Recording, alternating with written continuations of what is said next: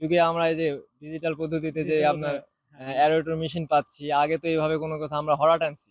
হ্যাঁ, এই আগে তো অনেক পানিটা কষ্ট করে করতে হতো মাটিটা আরকি। করতে গেলে আমরা হরা টানছি, হওয়ার হরা টানছে টানে করছি। কিন্তু এখন গ্যাসটা হ্যাঁ, গ্যাসটা তুলে দিতে ইয়া হতো। করছি। কিন্তু এখন এই অ্যারেটর মেশিন এগুলানের মাধ্যমে অটোমেটিক সেগুলান কাজ মানে একটা মানে মেশিনের গ্যাসটা মাধ্যমে সব কাজ হয়ে যাচ্ছে। কমায় দিচ্ছে হ্যাঁ, আরকি। অক্সিজেনেরটা লেভেল ঠিক রাখার হ্যাঁ, কারণে সবকিছু ঠিক রাখতেছে। অক্সিজেন অন্যান্য কেমিক্যাল রিঅ্যাকশন এর মাধ্যমে অন্যান্য হ্যাঁ, আনওয়ান্টেড গ্যাসগুলো হ্যাঁ, অ্যামোনিয়া, ওগুলো নাইট্রেট, নষ্ট হ্যাঁ, ফসফেট কমায় দেয়। কমায়। আসসালামু আলাইকুম। আমাদের ভিডিওতে আপনাদের স্বাগতম। আজ আমরা জয়পুরহাটের একটি এলাকায় এসেছি। আমরা সেই চাষী ভাইয়ের কাছে নামটা শুনবো, এলাকার নামটা শুনবো এবং এখানে তিনি মাছ চাষ করছেন। তিনি এটি অবশ্য তার বাবা এর আগে করতো। তারা ১০-১৫ বছর ধরে মাছ চাষের সাথে জড়িত। উনিও সক্রিয়ভাবে ৩ বছর ধরে মাছ চাষ করছেন। তো উনার কাছ থেকেই শুনবো আসলে নতুন যারা মাছ চাষে আসতে আগ্রহী, তাদের মাছ চাষে আসা উচিত কিনা? মাছ চাষ করতে গেলে কি, কি চ্যালেঞ্জ উনি দেখছেন? এবং মাছ চাষ করার আগে কেউ যদি চায় তাদের কিভাবে কোন পদ্ধতিতে মাছ চাষ করলে তারা মানে উপকার হবে তাদের জন্য, সেই বিষয়টি তাকে বলার জন্য অনুরোধ করব। ভাই এই এলাকার নামটা যদি একটু বলতেন। এই এলাকার নাম জয়পারহাট। আমাদের জয়পারহাট পুরানাপুল শালজুন। শালজুন এলাকা, হ্যাঁ, পুরানাপুল শালজুন শালজুন এলাকা। এলাকা। হ্যাঁ, আপনাকে যেটা বলছিলাম যে আপনারা তো ধরেন আপনি সক্রিয়ভাবে ৩ বছর ধরে হ্যাঁ, মাছ চাষের সাথে জড়িত। হ্যাঁ। তো কেউ যদি নতুন এখন মাছ চাষ করতে চায়, তাহলে তাদের জন্য আপনি কি পরামর্শ দিবেন? হ্যাঁ, নতুন করে মাছ যারা চাষ করে তাদের একটু কঠিন। কারণ অনেক কিছু জানার, অনেক কিছু বোঝার ব্যাপার আছে। কিন্তু চাষ করতে চাইলে চাষ করা যায়। কারণ এটা খারাপ না, অনেক ভালো একটা ইয়া। আপনার এখানে মুরগি এগুলানের মতো কোনো লস নাই। আপনার একটা মুরগি যদি মারা যায় আপনার সেটা নষ্ট হয়ে যায়, ফেলে দিতে হয়। মাছ এমন একটা জিনিস মরে গেলেও সেই মাছটা আপনি নিয়ে যেয়ে বাজারে বিক্রি করতে পারবেন একটু আর কম বেশি মাছের ক্ষেত্রে একটা জিনিস যে মাছ আসলে মারা না গেলে এখানে লসের কোনো সম্ভাবনা না, থাকে না। মোর মা কোনো লসের সম্ভাবনা থাকে না এবং আরো একটা কিছু ব্যাপার আছে একটু যেটা হচ্ছে আপনি একটু যদি চুরি যেন না করে। চুরি ওইটাই আরকি চুরির লস হয়, সম্ভাবনা যদি লস একটু হয়। লস হয় হ্যাঁ, করে লস তাহলে হয়। লস হয়ে যাবে। লস আবার হয়ে যায়। খাবারটা প্রতিনিয়ত কন্টিনিউ পুকুরে যে খাবারটা আপনার খাওয়ানোর প্রয়োজন সেটা যেন কন্টিনিউ পুকুরে পড়ে সেটা পুকুরে একটু পড়ে। দেখাশোনা করতে হবে। আর পুকুরে একটু পুকুরে সবসময় রোদটা পড়ার চেষ্টাটা করতে হবে। সাইডে গাছপালা একটু ন্যাচারাল যে হ্যাঁ, বিষয়টা ন্যাচারাল রোদটা সেটা একটু দেখে ভালো দরকার। ভালো আ ছায়াযুক্ত জায়গায় একটু মাছ বাড়তিটা কম হয়। কম একটু হয়। রোদ থাকলে সেই জায়গাটাতে মাছটা একটু রোদ, বাড়তি আলো, ভালো বাতাস হ্যাঁ, আলো বাতাস সাফিসিয়েন্ট থাকলে আলো বাতাস। মাছটা একটু বাড়তি ভালো হয়। আর এখন এই যুগে আমরা এই যে ডিজিটাল পদ্ধতিতে যে ডিজিটাল আপনার ভাবে হ্যাঁ, অ্যারেটর মেশিন পাচ্ছি। আগে তো এইভাবে কোনো কথা আমরা হরা টানছি। হ্যাঁ, এই আগে তো অনেক পানিটা কষ্ট করে করতে হতো মাটিটা আরকি। করতে গেলে আমরা হরা হওয়ার টানছি, হরা টানছে টানে করছি। কিন্তু এখন গ্যাসটা হ্যাঁ, গ্যাসটা তুলে দিতে হতো। করছি। কিন্তু এখন এই অ্যারেটর মেশিন এগুলানের মাধ্যমে অটোমেটিক সেগুলান কাজ মানে একটা মানে মেশিনের গ্যাসটা মাধ্যমে সব কাজ হয়ে যাচ্ছে। কমায় দিচ্ছে হ্যাঁ, আরকি। অক্সিজেনেরটা লেভেল ঠিক রাখার হ্যাঁ, কারণে সবকিছু ঠিক রাখতেছে। অক্সিজেন অন্যান্য কেমিক্যাল রিঅ্যাকশন এর মাধ্যমে অন্যান্য হ্যাঁ, আনওয়ান্টেড গ্যাসগুলো হ্যাঁ, অ্যামোনিয়া, ওগুলো নাইট্রেট, নষ্ট হ্যাঁ, ফসফেট কমায় দেয়। কমায়। তো আর তার মানে এখন কেউ যদি ধরেন ব্যবসা শুরু করতে চায় মাছ চাষ, তাহলে তার কিরকম ইনভেস্ট করতে মানে করা উচিত বা করতে পারে শুরু করার জন্য? আর সেখান থেকে সে লাভবানই বা কতটুকু হতে পারে? সেই বিষয়ে যদি একটু আইডিয়া দিতেন। আপনার আমার এটা ৫ বিঘা পুকুর। এটাতে আমার ইনভেস্ট টোটালি ৳১৫,০০,০০০। আমি এখান থেকে ২৫ থেকে ৩০ লাখ টাকার মতো মাছ বিক্রি করতে পারবো। তার মানে প্রায় মানে ৮-৯ লাখ টাকা আমরা নেট প্রফিট আশা করতে পারি। তো মোটামুটি তাহলে এখান থেকে বলা যাচ্ছে যে যদি আমরা আ পুরো প্রসেসটা শেষ করতে পারি, কমপ্লিট করতে পারি, তাহলে আমরা এখান থেকে মোটামুটি একটা ভালো ভালো একটা লাভ ইনকাম করতে জেনারেট পারবো। করতে হ্যাঁ। পারবো।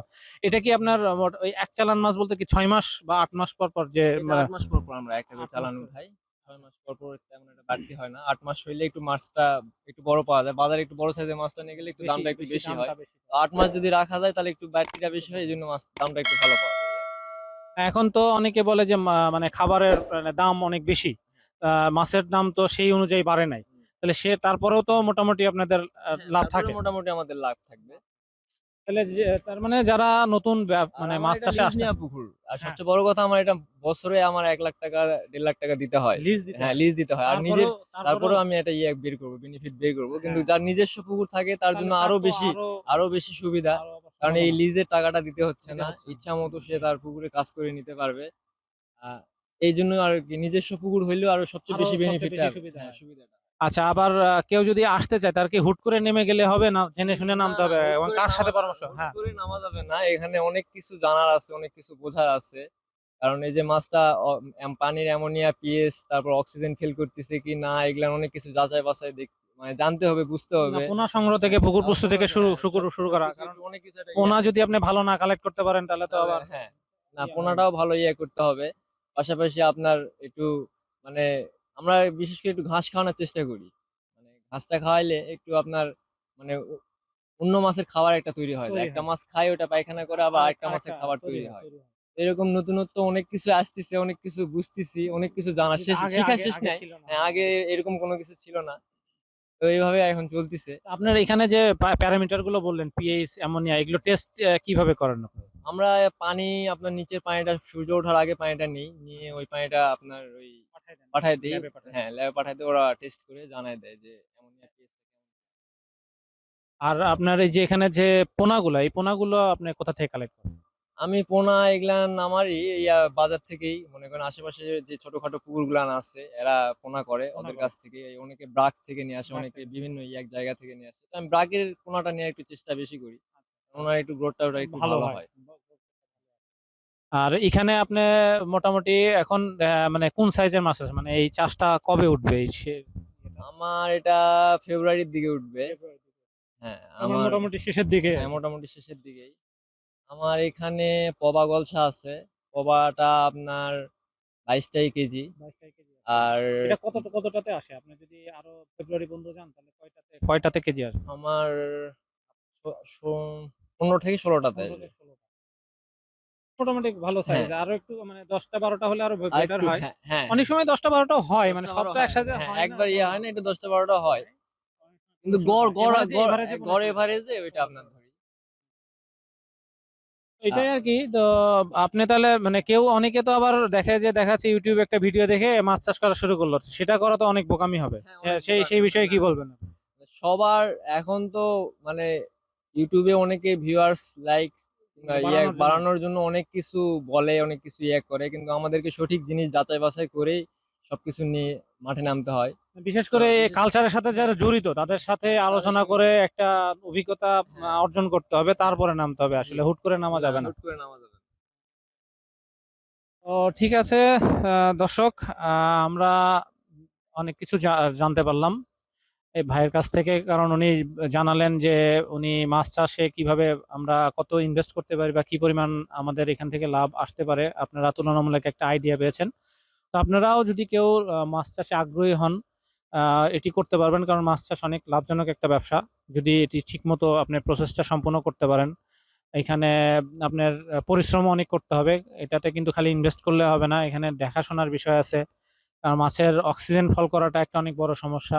এটি যাতে মানে না ফল করে সেটি দেখতে হবে। এখন যদিও মডার্ন টেকনোলজি চলে এসছে, যেমন এয়ারেটর আসছে, এয়ারেটরের কারণে এই পরিশ্রমটা অনেক কমে গেছে। তারপরেও এই জিনিসগুলো যে আরো বাকি যে প্যারামিটার গুলো আছে, অ্যামোনিয়া, পিএইচ, ডিও, এই জিনিসগুলো আপনাদের সপ্তাহে মানে প্রত্যেক মাসে একবার করে হয়, বা ২ সপ্তাহ পর পর একবার করে আপনি যদি চেক করতে পারেন তাহলে খুব ভালো।